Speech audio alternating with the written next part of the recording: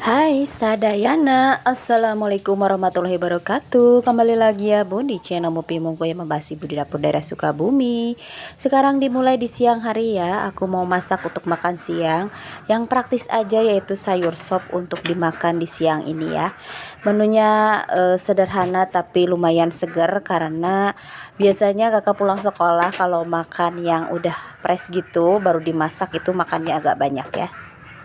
Aku masak sayur sopnya sedikit aja biar 2 kali makan ya, karena kalau angetan itu suka gak enak gitu sayur sop ya.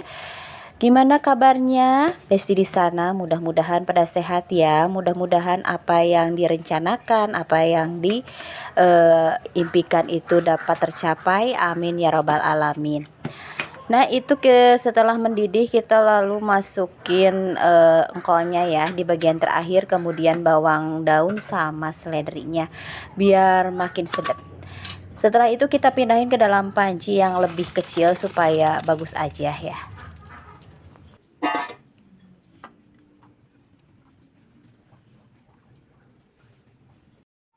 Setelah beres masak, seperti biasa aku mau cuci piring, karena biasa ya kalau emak-emak kalau udah beres masak cucian itu suka numpuk gitu. Jadi sambil itu cucian piring dikumpulin, kita lap-lap dulu mejanya supaya nggak kotor ya bun. Kalau udah masak biasanya berminyak gitu dapurnya. Dapur minimalis aku ini udah 1 sampai 2 kali dalam sehari biasanya dibersihin, yaitu pas waktu pagi waktu bikin sarapan, dan siang kalau nggak sore bikin untuk makan siang atau makan malam ya.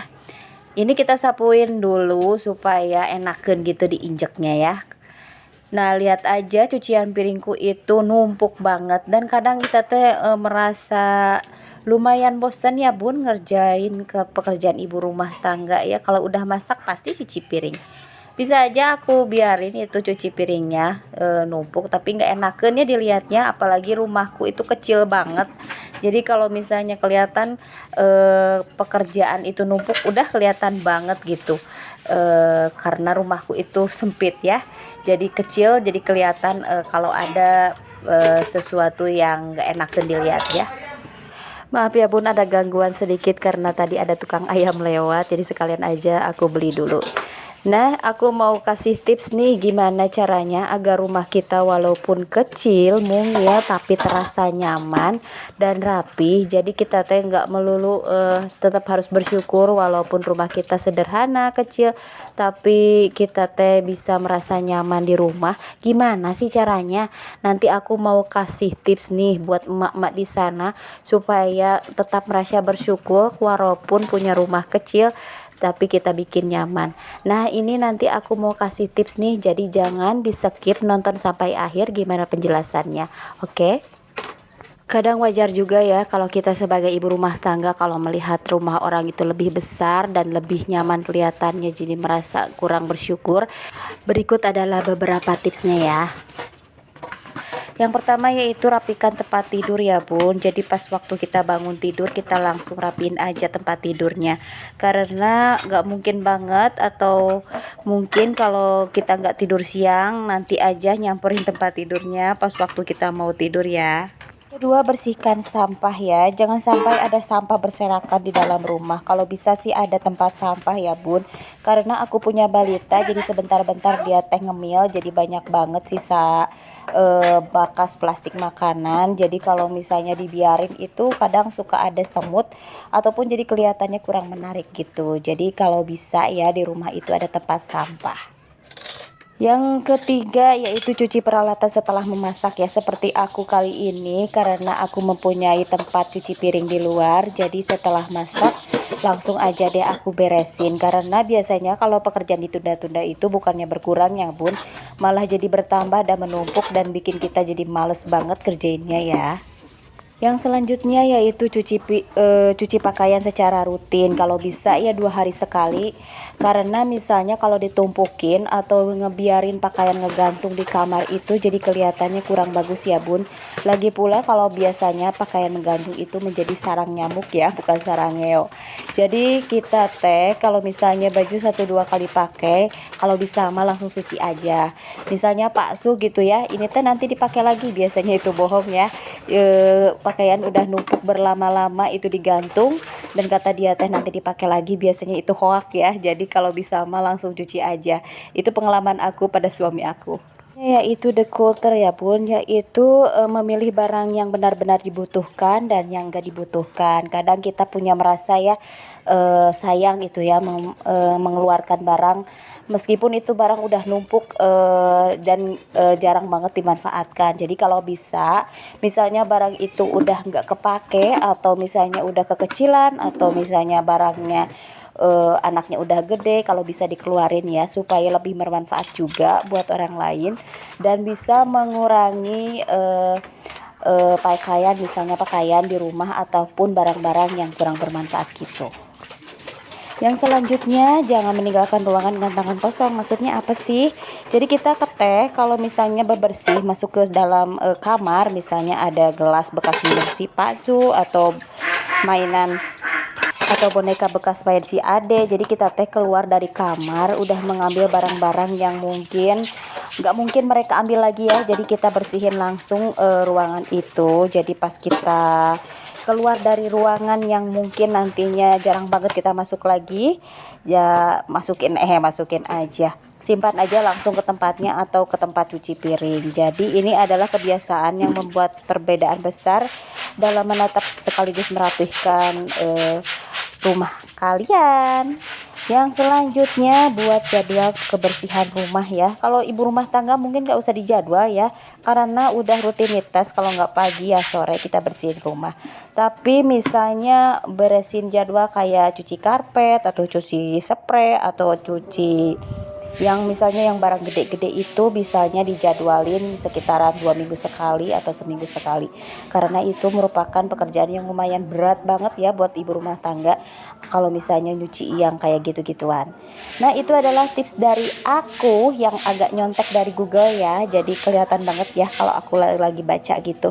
Tapi supaya dalam video itu ada sedikit faedah gitu buat emak-emak di sana untuk melakukan aktivitas dan untuk melihat supaya kalau bersih itu nggak usah rumahnya gede ya, kecil aja, minimalis aja nggak apa-apa, tapi yang penting bersih, rapih dan enak buat dihuni gitu.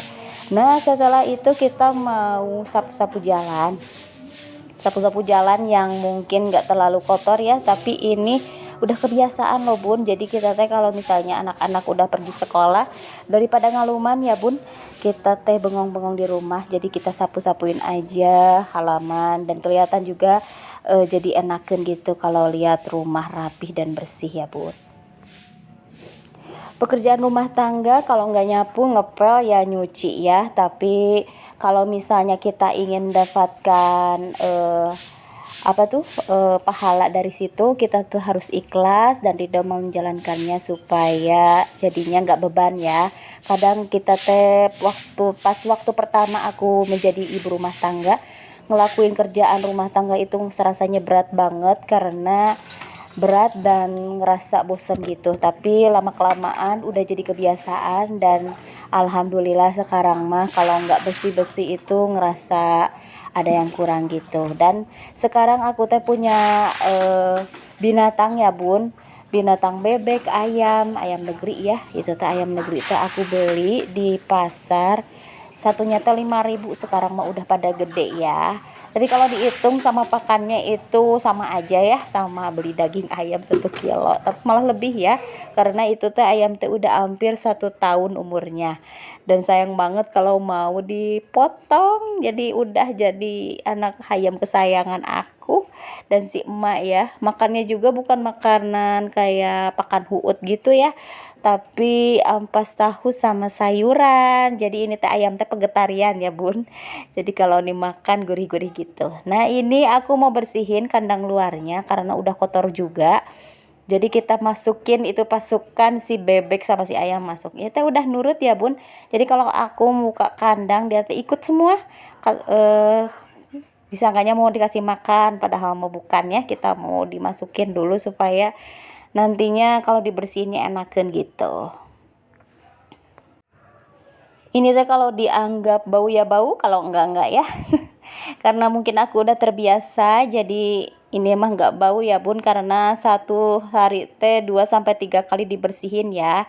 Karena mereka itu sehari teh berkali-kali buang air, jadi harus dibersihin tiap hari. Dan kotorannya itu mengandung minyak gitu, jadi kalau diinjak itu leur ya bun, kalau bahasa Sunda mah jadi teh. Kalau kadang kalau nggak kitanya nggak bener injaknya itu tisoledat, kalau bahasa Sunda nama terpleset ya.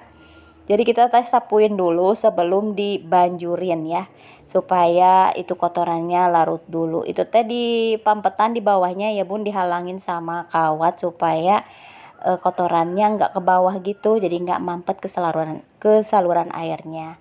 Nah setelah disapuin kita mau siram ya. Alhamdulillah kalau misalnya punya bebek tapi punya air banyak, jadi meringankan pekerjaan kita. Setelah bersihin kandang bebek, kita mau rapihin di dalam rumah. Tadi teh bekas main si adek biasa tidur-tiduran. Udah tidur-tiduran, tidurnya mah nggak jadi, tapi kamar pun berantakan. Jadi kita sapuin aja yang ringan-ringan aja, karena tadi udah diempel tadi pagi ya. Jadi disapuin aja supaya kelihatannya lebih rapi.